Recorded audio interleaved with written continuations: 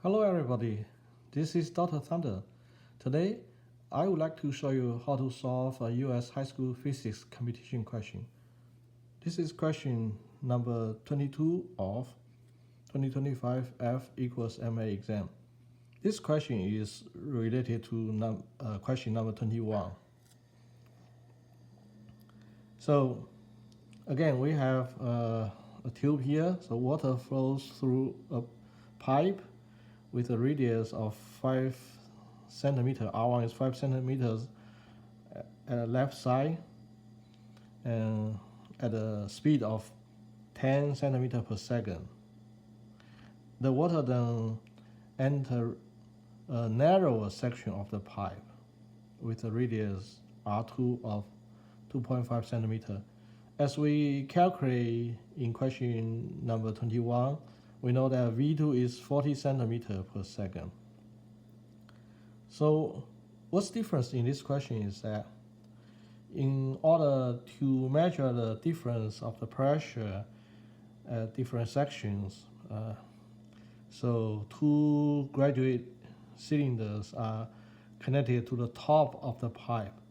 One cylinder is at the broad section of the pipe here, and then the other is installed in a narrowed section of the pipe, as shown here.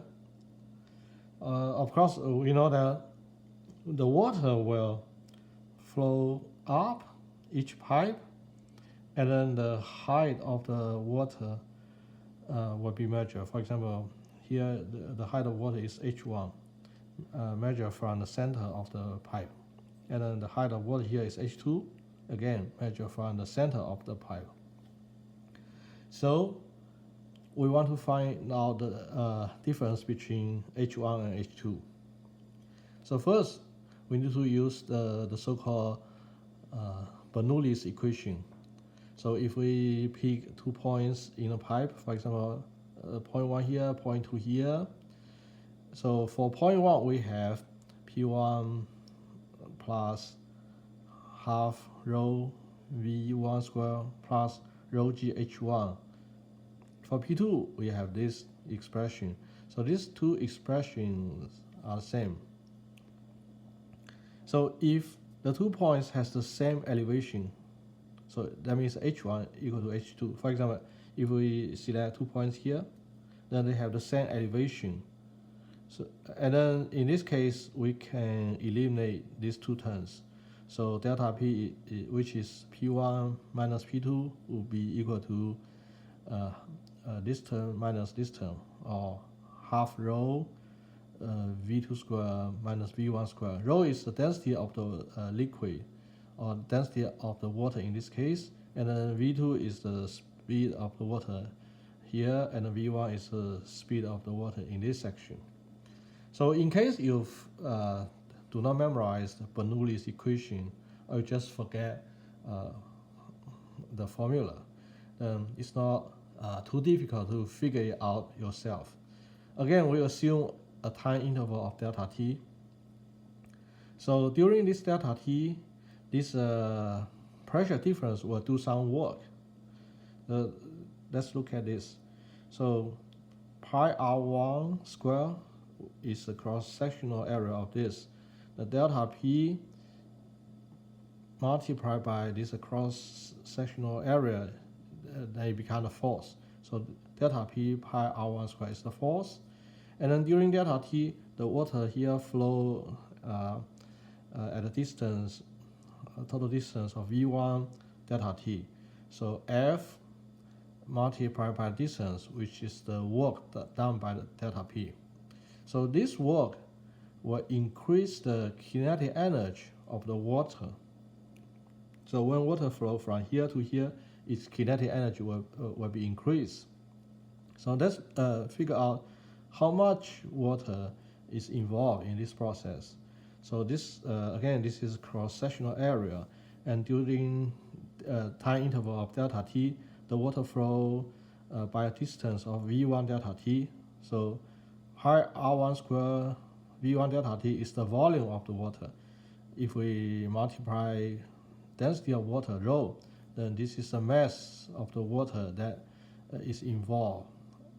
So then the work done by delta P will increase this mass, increase the kinetic energy of this water mass. So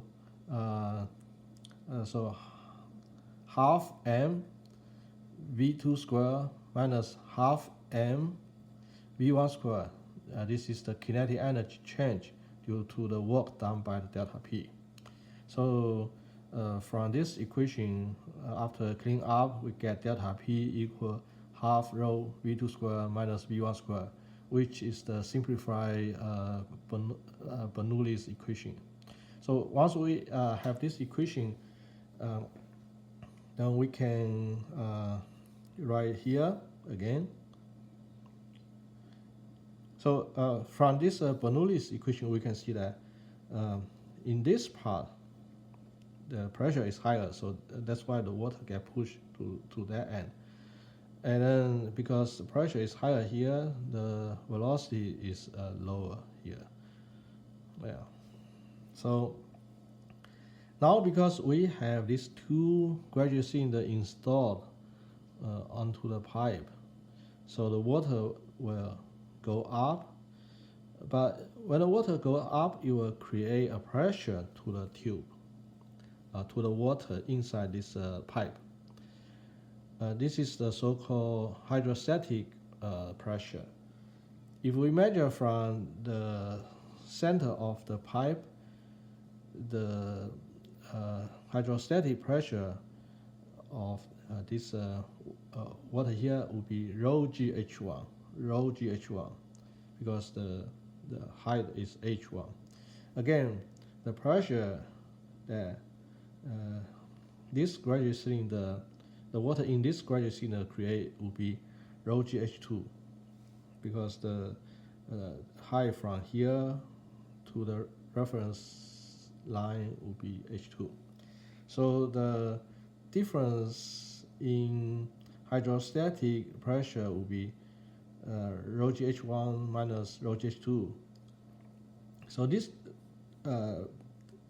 two pressure difference will be the same in order to achieve the balance. So then we have rho G delta H equal to this term. Then we have delta H. Delta H is the difference between H1 and H2. So we clean up and plug in the numbers. Then we get delta H eventually equal to 7.5 millimeter. So this is answer B. Thank you for viewing. If you think my video is helpful, please comment, like, and subscribe.